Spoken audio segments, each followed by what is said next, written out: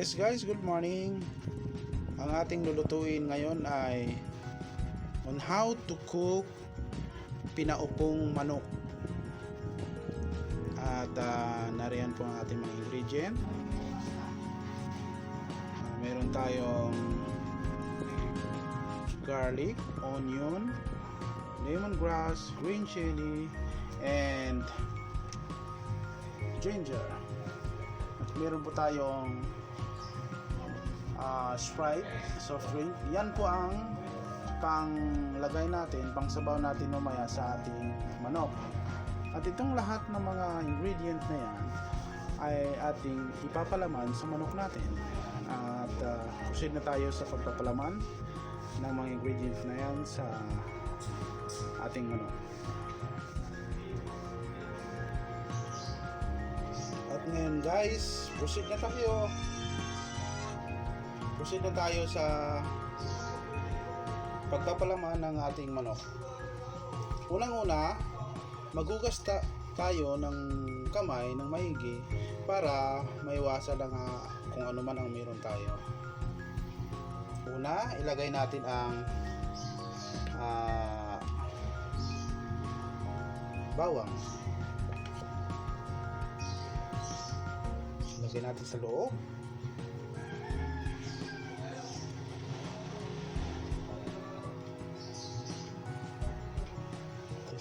Lagyan natin ng sili na green. Yan. Dalawa. At ating lemongrass.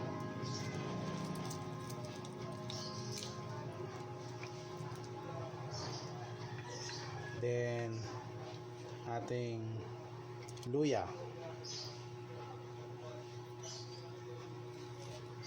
Napansin nyo guys, hindi ko yan inubos dahil mamaya pagka malagyan na natin ng sabaw to doon sa ating kaldero, ilalagay din natin tong ibang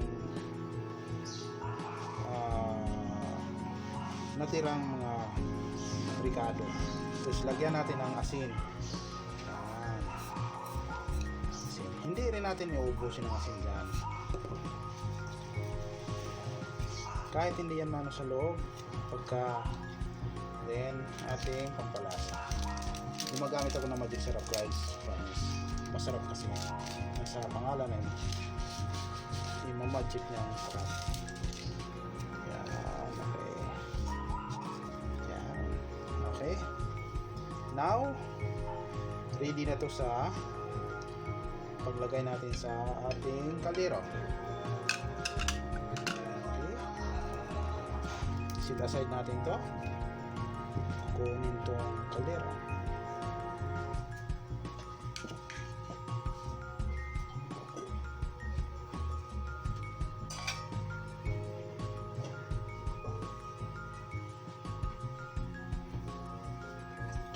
Ito na ang kaldero natin. Una, lagyan natin ng sibuyas ito sa ilalim.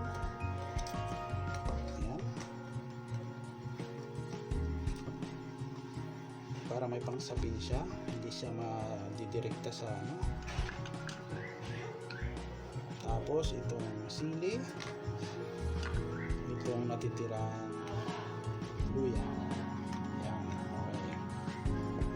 Tapos ilagyan na natin ang ano. Sana magkasya. Wow, kasya, saktong-sakto lang siya. Then ilagay natin dito sa ibabaw ang lahat ng natitirang ricado.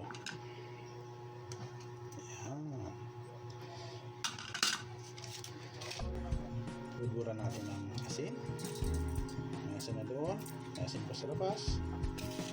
Itong asin na to ay isang tablespoon sa ganito kalaki manok.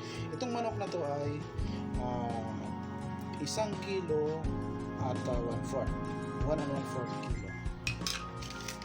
Then ating malisra.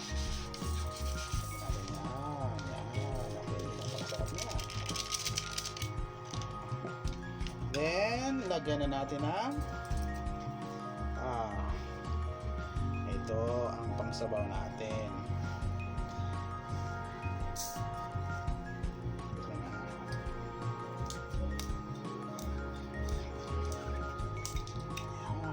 Yan ang pangsabaw natin. Lagyan natin ang paminta.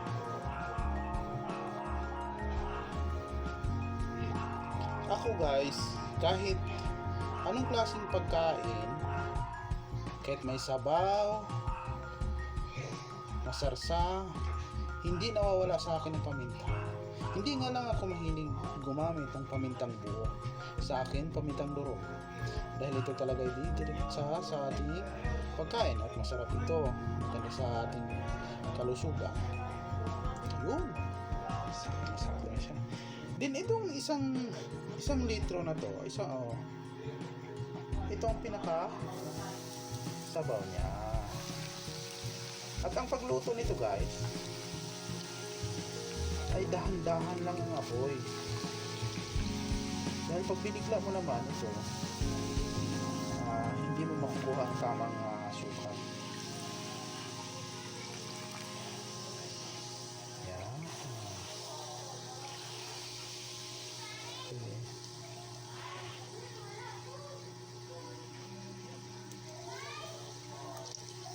Yan. Busin natin yan.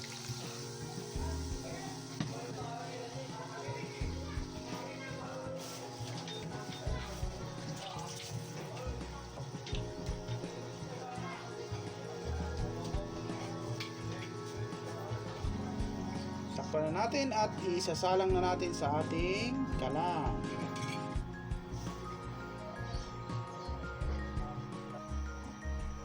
Ayan na guys, nandito na sa ating kalan. Ito na ang ating manok. Ayan. Pinapakuluan natin sa dahan-dahan na apoy. At antayin natin yan hanggang sa mag-simmer. Mag-simmer ang kanyang sabaw. Okay? Now guys, after 1 hour and 30 minutes, ito na po ang ating finished product na pina-upong manok. And tignan nyo po guys. See? Napakasarap niyan.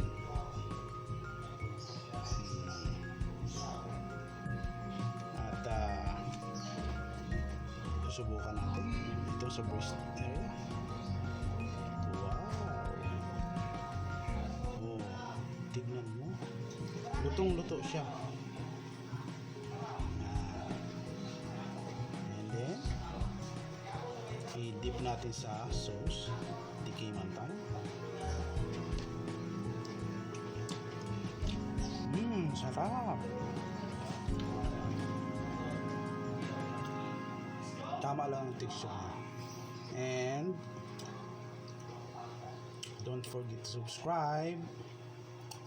At marami pa akong may bibigay sa inyo na mga tips ng ibang luto hanggang sa susunod na mga video. Maraming salamat. Ayan guys. Ayan, minokbang na ng asawa ko. Tinikman siya ang taga-tikim sa akin. Ayan, yan. Pati sibuyas, kumakain ng sibuyas sa akin.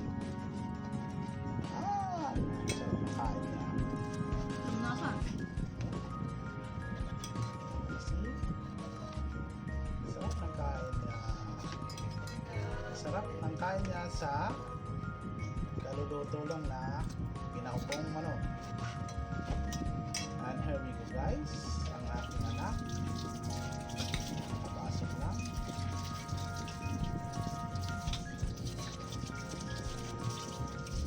Yan.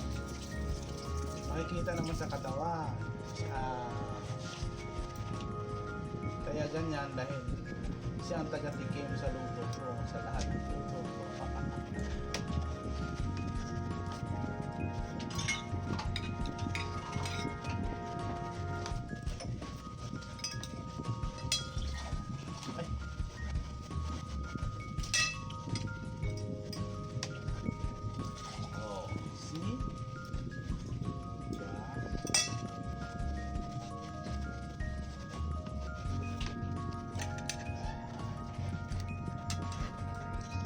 Mukbang! Mukbang!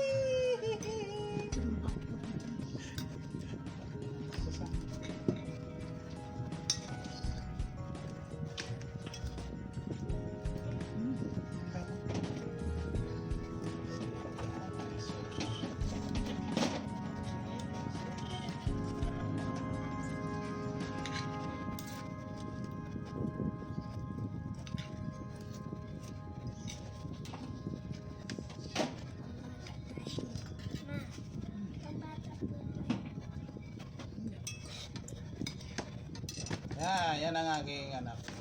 Mag-hi ka. Hello po.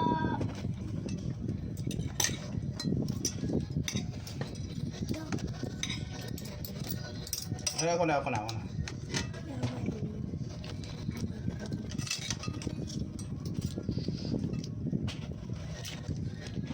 Wala ang matira. Ha? Automatic yan. Tira pa ba yan? Walang diet. Tanggal ang diet nito. Mukbang with pina-upong manok. Whole chicken.